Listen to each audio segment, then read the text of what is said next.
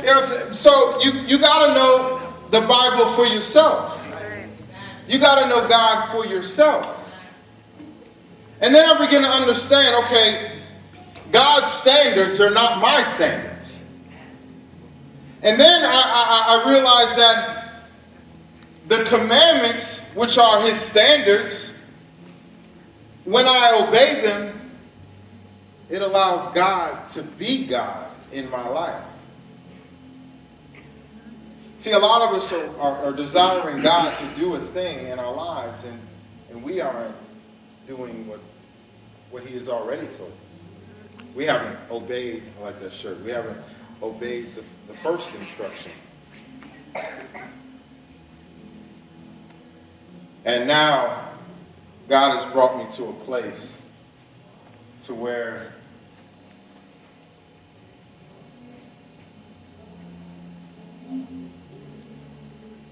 no matter how hard I try,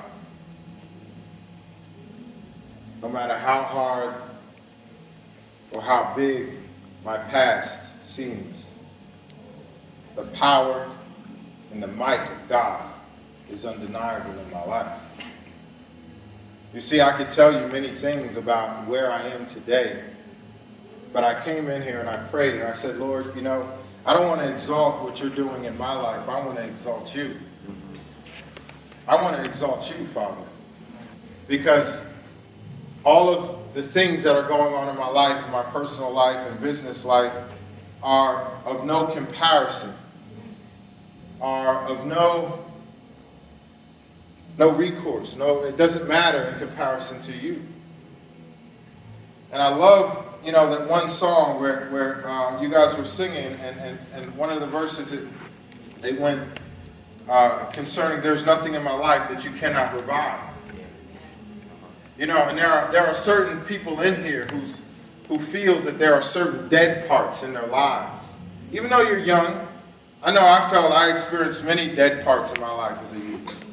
I wish I had an environment like this to come up in and to be nurtured in.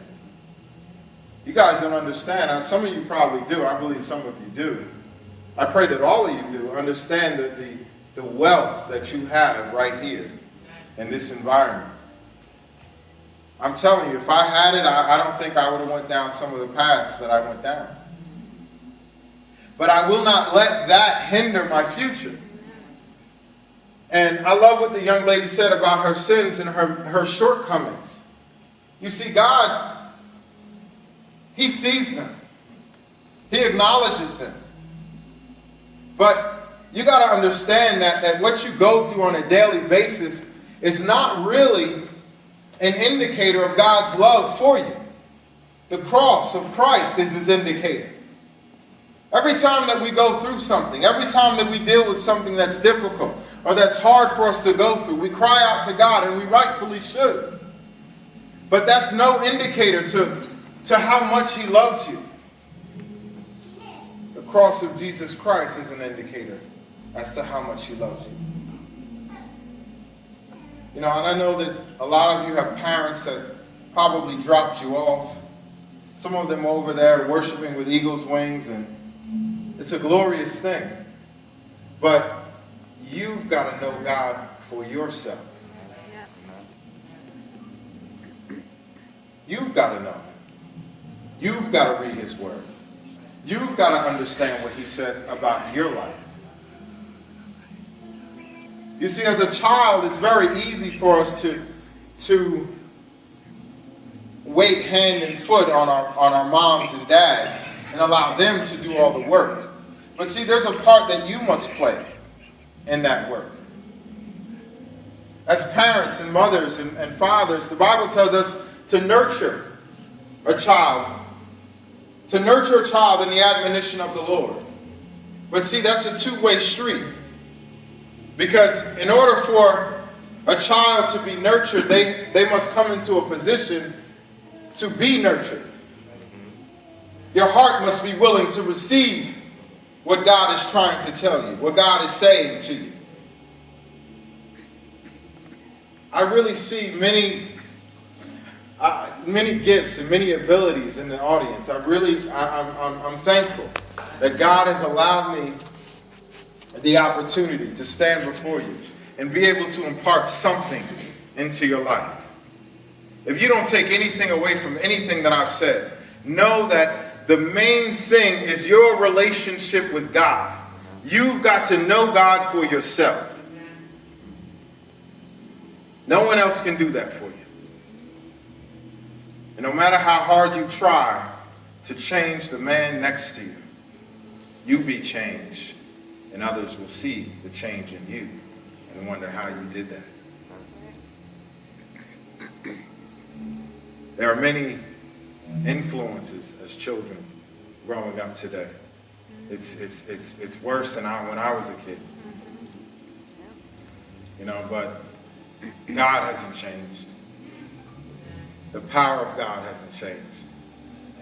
Sure, the face of the enemy may wear masks and he may look different and he may do what appears different, but ultimately it's all the same thing. Satan's tactics have never changed, nor has the remedy for overcoming the enemy ever changed. We overcome him by our belief in God and our ability to submit to him and allow him to show us the way out of difficult situations. There are some of you in this room today who are facing something that you may not want to share with the person next to you. You may not want to share with anyone because it's too hurtful. It's too hard for you to speak of. But there is someone who desires to share that burden. There is someone who desires to give you a strategy to overcome whatever it is you are facing. You see, because I've learned that God is the God of strategy. He is the God of strategy. And for those who don't know what that means, strategy is a terminology utilized for war. And your lives are going to resemble battlefields at times. And if you don't know how to overcome the enemy that you're facing, if you haven't learned the strategy that he's using in order to overcome him, then you will lose every single time. But see, God is for you. I don't care what you're facing. I don't care what it looks like. And I'm not saying I don't care, but it doesn't, in size, in importance, it doesn't even come to a fraction of size in the shadow of God. And I pray to God that whatever that thing is, whatever it is that some of you may be dealing with, that you allow God to show you how you can overcome that thing. Because your futures depend upon it. Now I know Pastor Dennis was speaking on futures and your gifts and your abilities, and it's something that's very important. See, God, he's not some God that's far up in the sky that doesn't desire an intimate relationship with you. And if you continue to serve the God of your mother and your father, that's how you'll see him. You'll always see him as a God that's far off because you don't know him. But see, I believe that God is saying to you tonight, I am for you. In your hurts, in your pains, wherever you're struggling, wherever you're falling, wherever you're stumbling, I don't want to strike you down. I want you to run to me and ask me to help you face that thing. See, you can't overcome anything that you're unwilling to face.